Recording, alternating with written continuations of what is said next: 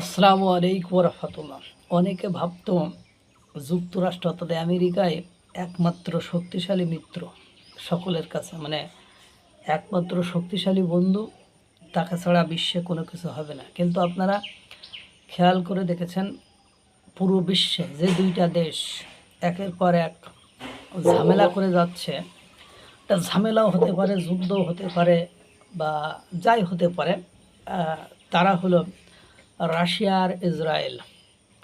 আর এদের ক্ষেত্রে সাইডম্যান হিসাবে কাজ করে ডোনাল্ড ট্রাম্পের আমেরিকা।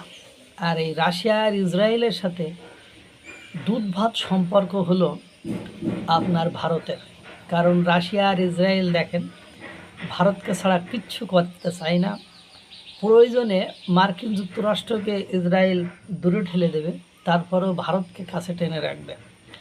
এরকমই বিষয়টা। আর সেই ভারতকে যারা অবজ্ঞ অবহেলা করে সাস্টেইন করতে চায়, তারা যে বোকার স্বর্গে বসবাস করে এটা বলার অপেক্ষা রাখে না।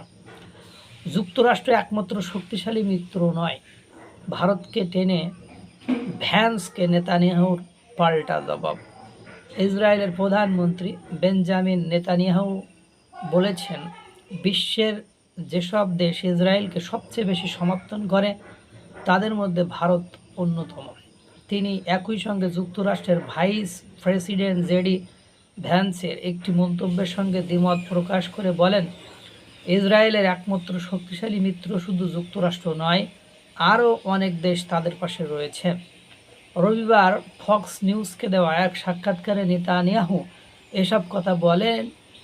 তিনি জানান, যুক্তরাষ্ট্র ইসরায়েলের সবচেয়ে গুরুত্বপূর্ণ মিত্র হলেও ভারত থেকেও তারা ব্যাপক সমর্থন পেয়ে থাকেন। নেতানিয়াহু বলেন, তিনি জেডি ভ্যান্সকে সম্মান করেন এবং তার সঙ্গে ভালো সম্পর্ক রয়েছে, তবে ভ্যান্সের সব বক্তব্যের সঙ্গে তিনি একমত নন।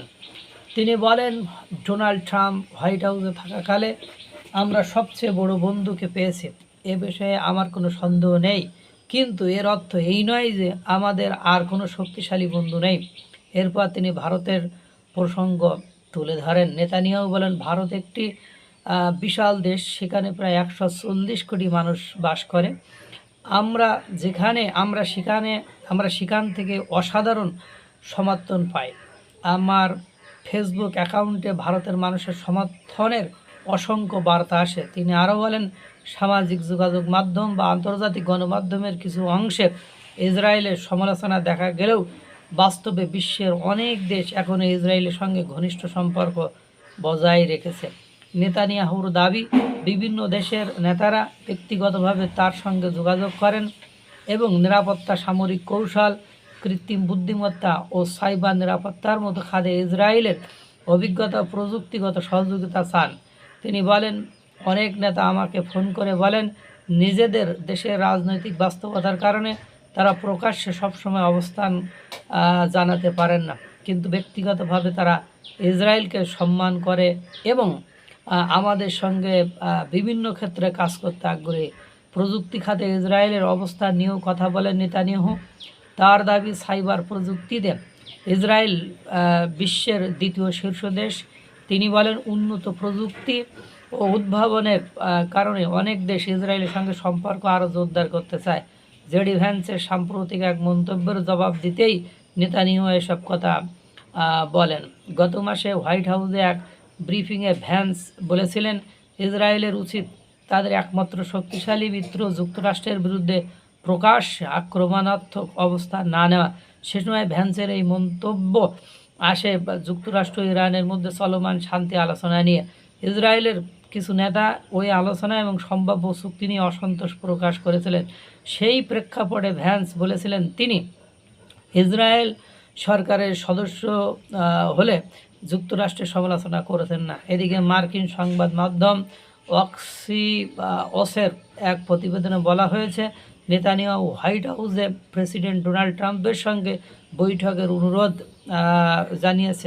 ন্যাটো সম্মেলন শেষে ট্রাম্প যুক্তরাষ্ট্র ফেরার পর এই বৈঠক হওয়ার কথা রয়েছে।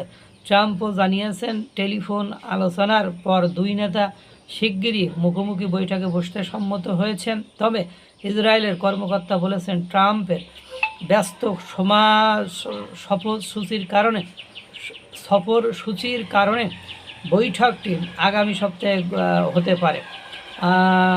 এই ইরান, লেবানন এবং মধ্যপ্রাচ্যের সামগ্রিক নিরাপত্তা পরিস্থিতি নিয়ে ট্রাম্প ও নেতানিয়াহুর মধ্যে কিছু মতপার্থক্যের খবর প্রকাশিত হয়েছে। তবে সেই মতভেদ থাকা সত্ত্বেও ইসরায়েলের আগামী অক্টোবরের নির্বাচনের সামনে রেখে দুই নেতা ওয়াশিংটন বৈঠকে বসতে সম্মত হয়েছে। অর্থাৎ আপনারা দেখেছেন নেতানিয়াহু ভারতকে কী পরিমাণ বিশ্বাস করে এবং কী পরিমাণ কাছে টানে। আল্লাহ তাআলা সকলকে ভালো রাখুক, সুস্থ রাখুক। আসসালামু আলাইকুম ওয়া রাহমাতুল্লাহ।